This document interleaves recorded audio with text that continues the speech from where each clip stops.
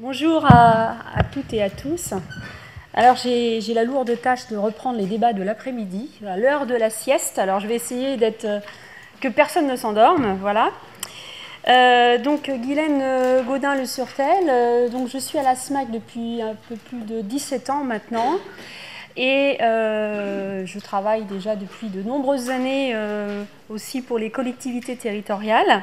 Je suis moi-même élue locale, puisque je suis maire adjointe de la commune du Talus dans les Deux-Sèvres. Donc je travaille au sein de SMAC l'assurance, Société mutuelle d'assurance pour les collectivités locales, et je suis élue également, donc je connais bien les deux parties, les deux facettes.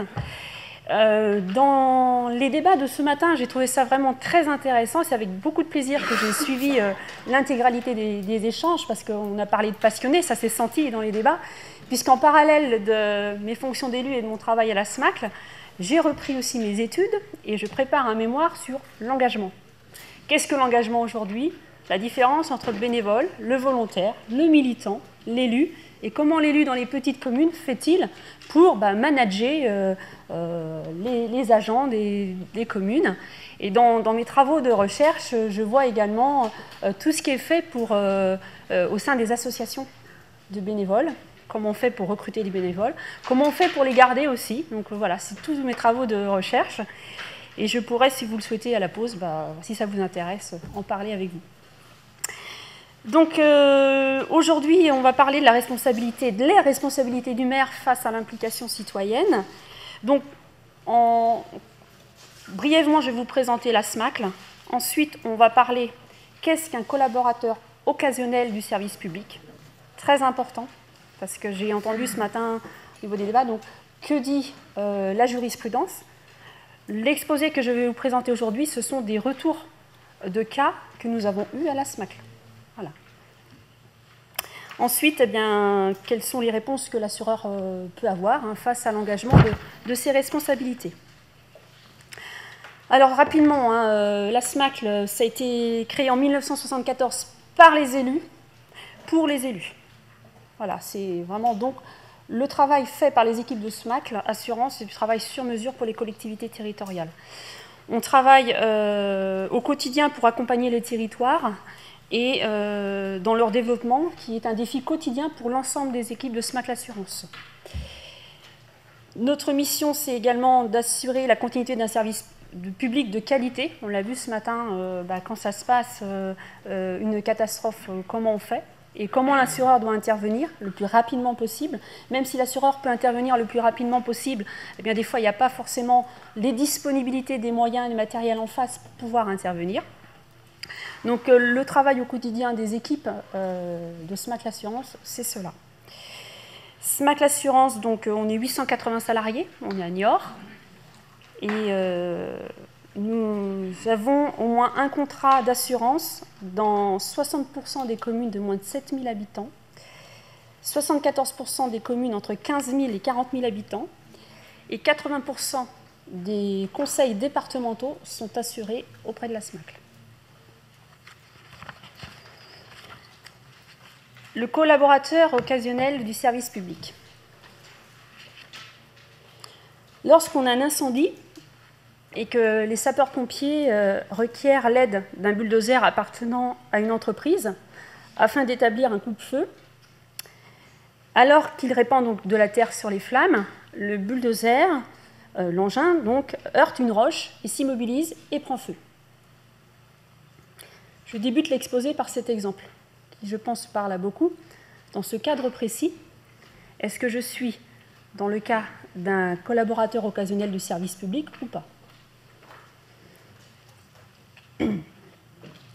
Donc la question, c'est la prise en charge éventuellement des dommages au bulldozer, mais également la perte d'exploitation pour l'entreprise qu'il va y avoir. Dans le cas que je vous cite, c'est un cas que nous avions eu à traiter. Le conducteur de l'engin n'a pas été blessé, et il est reparti. Et quid de la prise en charge par l'assureur? Éventuellement, est-ce qu'on peut mettre en cause la responsabilité du conducteur? Alors, c'est quoi un collaborateur occasionnel du service public?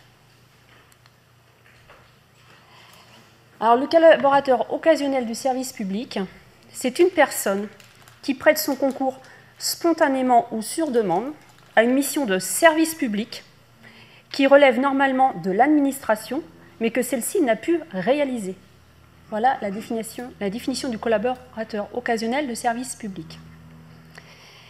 Donc ce collaborateur va participer à une mission de service public.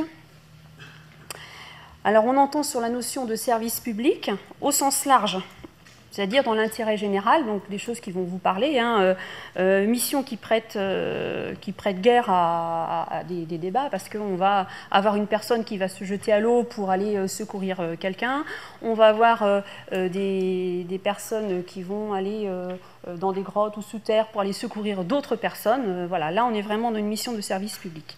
Ce qu'il faut savoir aussi, c'est que le juge a étendu cette définition de collaborateur bénévole. Par exemple, si ce collaborateur a à intervenir dans un domaine privé. Je suis en train de passer sur une voie et une personne, je dois lui porter secours alors qu'elle est chez elle, elle est tombée dans un fossé, c'est un cas réel également.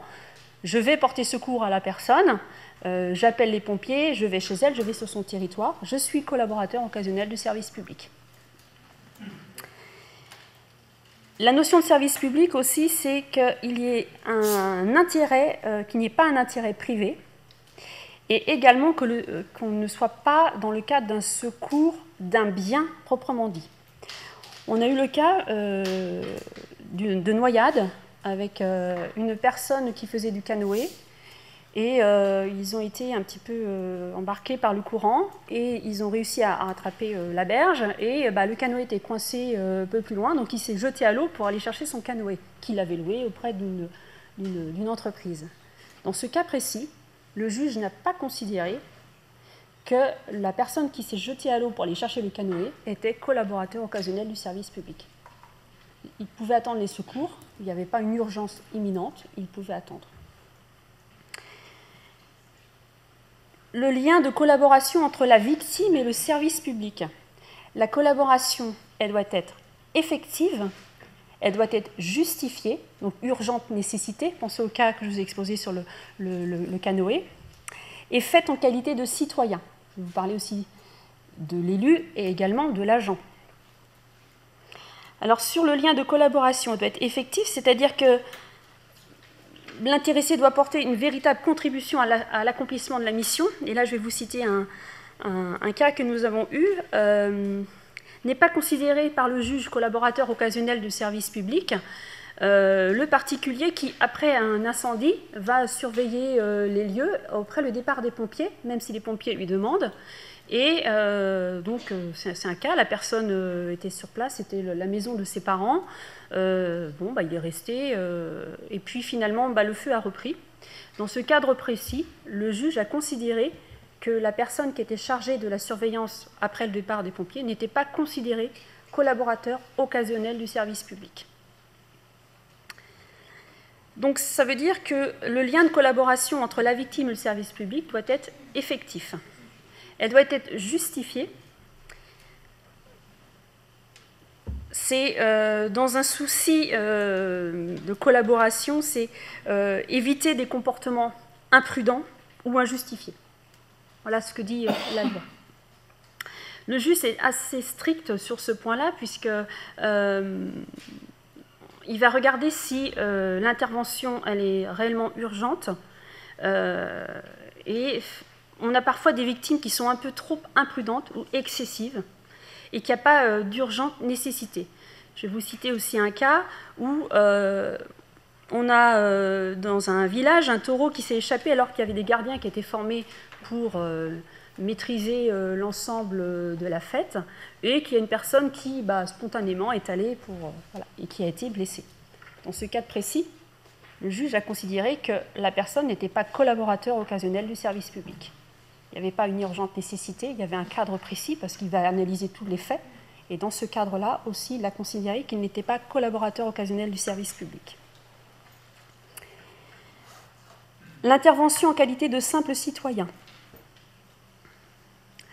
Alors un élu n'est pas un citoyen comme un autre.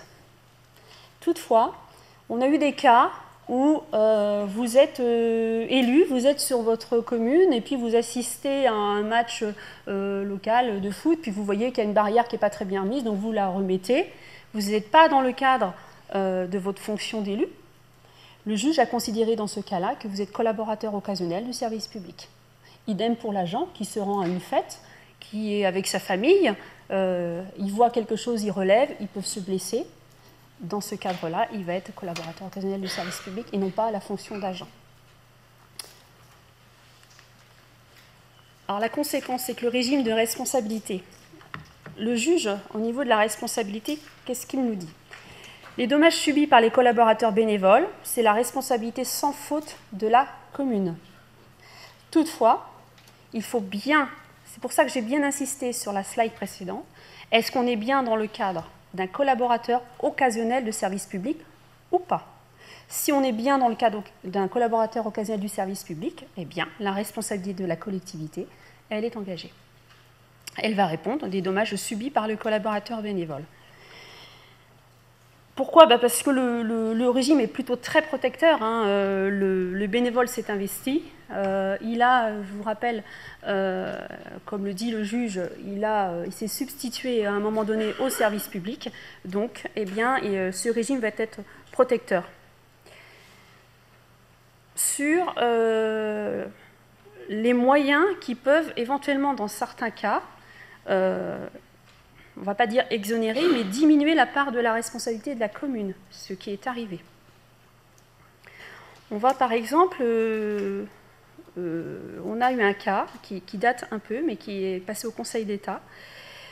On a eu un cas d'un, et j'y pensais tout à l'heure dans les images que j'ai vues, on a eu un cas d'un bénévole qui travaillait chez ERDF, et qui avait des fonctions vraiment de terrain, qui s'y connaissait très bien en matière d'électricité, qui installait une ligne, voilà, dans le cas de, on peut imaginer, une inondation ou quoi que ce soit. Et cette personne a été blessée, en l'occurrence. Eh bien, dans ce cas précis, le juge a considéré que le collaborateur bénévole, au regard de sa connaissance, en matière d'électricité, hein, voilà, c'est un arrêt, je vous rappelle, du Conseil d'État, puisque c'est allé jusqu'en Conseil d'État. Il a considéré que, dans ce cas précis, le bénévole avait commis de graves imprudences et il lui a retenu une responsabilité à 50%. Ça veut dire que la responsabilité de la commune, elle est de plein droit, hein, elle est sans faute. Par contre, le juge peut décider de donner une part de responsabilité aux bénévoles. D'où l'importance de sensibiliser l'intégralité des bénévoles qui interviennent quotidiennement. Alors, les dommages causés par le collaborateur occasionnel de service public, eh bien, on est dans le cas classique, parce que j'ai mis la responsabilité de la commune selon les règles classiques de responsabilité. On est dans le même cas qu'un agent qui crée un dommage à quelqu'un d'autre. Voilà, il n'y a pas de choses particulières. Ce qui est important de retenir, c'est les dommages subis par le collaborateur bénévole. Voilà. Alors, si je suis collaborateur bénévole, qu'est-ce qui se passe? Donc, je suis assimilé à un agent public et je bénéficie de la protection fonctionnelle. Donc, la collectivité doit assurer la défense du collaborateur en cas de mise en cause. Elle est obligée de le faire. Et la collectivité doit réparer le préjudice du collaborateur qui peut parfois être agressé ou diffamé dans l'exercice de sa collaboration. Une exception pour la faute personnelle détachable, qui là est quand même des cas très spécifiques, c'est si je suis dans un cas où j'agis à titre personnel et là le collaborateur va avoir des agissements qui ne sont absolument pas, je pense à des exemples que nous avons pu avoir sur des situations avec des agressions, voire du harcèlement que l'on a pu avoir. Là, on est dans une faute personnelle qui est détachable.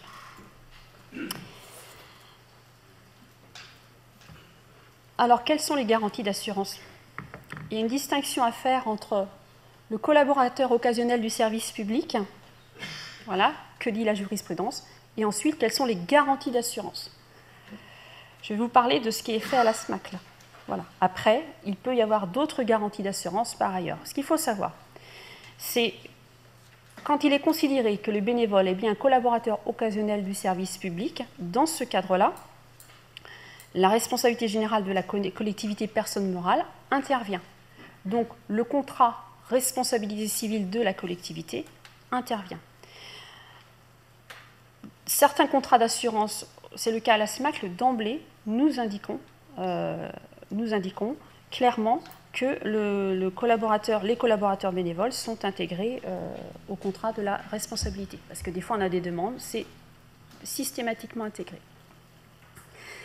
La protection fonctionnelle, donc si la collectivité a souscrit un contrat de protection fonctionnelle, eh bien c'est son contrat qui peut intervenir pour les dommages du collaborateur bénévole qui a eu des dommages.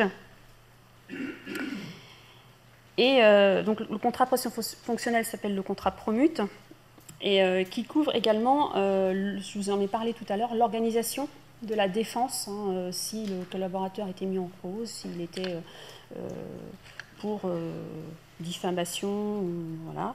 Ils sont toujours exclus, comme les contrats d'assurance, les amendes qu'il peut y avoir. Ce que je vais vous dire pour conclure, le message, c'est qu'il y a un risque et qu'il y a des enjeux parce que souvent, ce sont des dossiers avec des personnes avec des conséquences corporelles qui sont extrêmement graves. On a des dossiers qui sont financièrement très lourds, aussi où nous avons des décès, bien évidemment. Nous sommes assurés, habitués à gérer ce type de risque, mais il faut également relativiser l'autre partie qui est les dommages causés par les collaborateurs bénévoles, parce qu'il y a très peu de dossiers.